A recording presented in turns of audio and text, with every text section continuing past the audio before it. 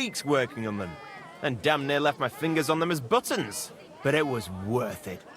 With clothes like that, he wouldn't be ashamed to stand before the king himself. As it happens, you hit the nail on the head. Franta asked me to pick up those clothes for him. Really? He gave me a certificate. See? It's got his name on it. I was hoping he'd try them on one last time before final adjustments. But, very well then. Embroidery, silk embroidery, ribbons of all colors. Quality goods. A fine day for some fine wares. Shoes here, shoe repair. Be glad your head.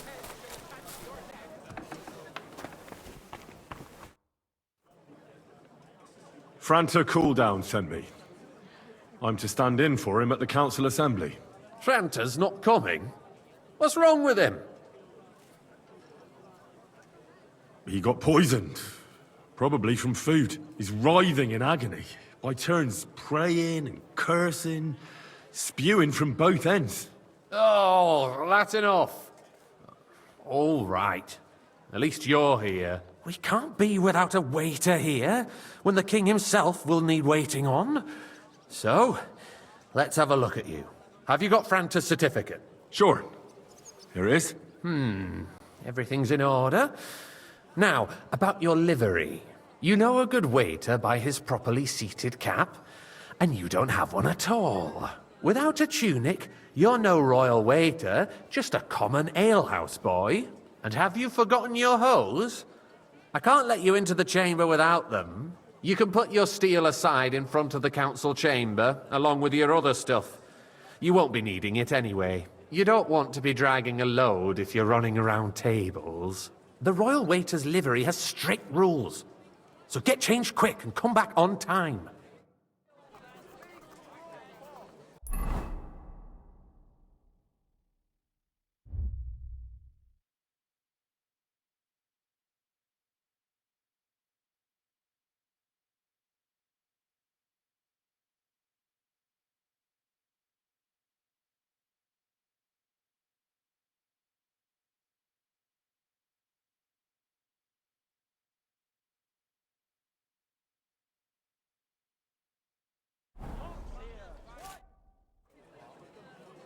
Here I am.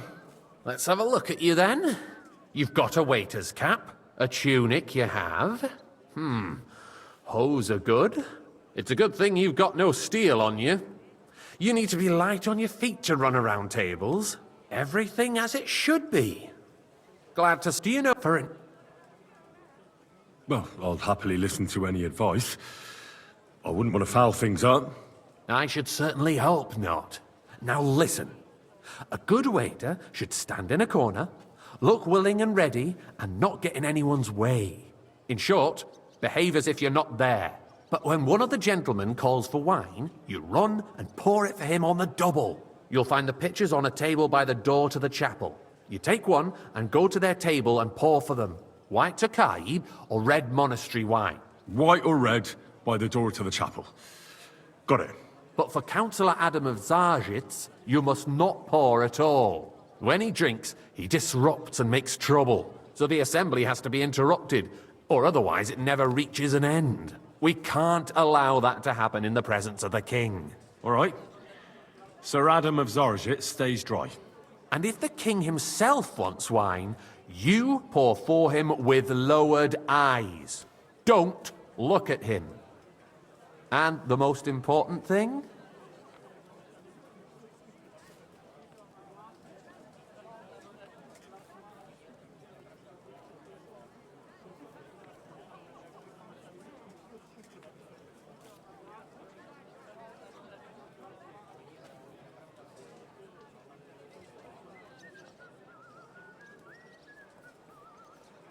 Remember who wants what? That too, but more importantly, do not disturb the councillors at their work. They have a lot to discuss. And in general, a good waiter has to be invisible, blind, and deaf. Oh? I thought I had to keep my ears pricked. Well, yes, but only to what anyone wants from you. No excuses, and provide everything that anyone wants from you. Understood? Absolutely. I'm a waiter, after all. Not some street gossip monger. Correct. And if you manage not to botch it up, you can even rise on the social ladder. Not just anyone can serve the King of Hungary, but you'll manage it, right?